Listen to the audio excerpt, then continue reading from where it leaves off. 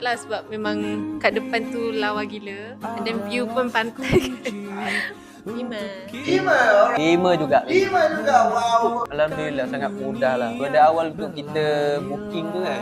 Pada awal booking tu sehinggalah pengurusan majlis, ada meeting, ada site visit, ada rehearsal juga untuk kita preparation untuk kita punya majlis ni.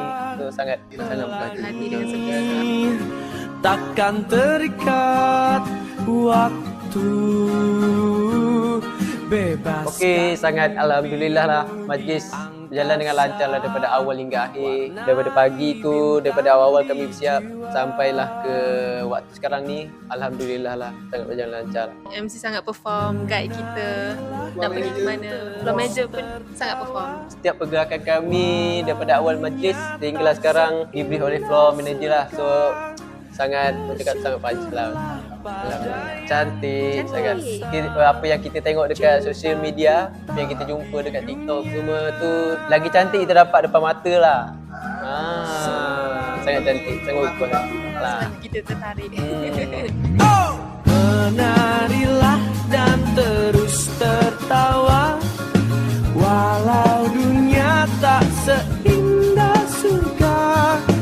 Bersyukurlah pada yang kuasa cinta kita.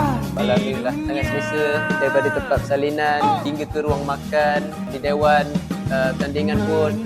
Alhamdulillah lah fasiliti yang sangat lengkap, cukup serba-serbi lah cakap untuk majlis kami sebagai Raja Sari. Saya sangat-sangat recommend lah. Okay, salah satu je sebab harga sangat berpatutan lah. Berbanding dengan event-event yang lain, harga sangat mahal.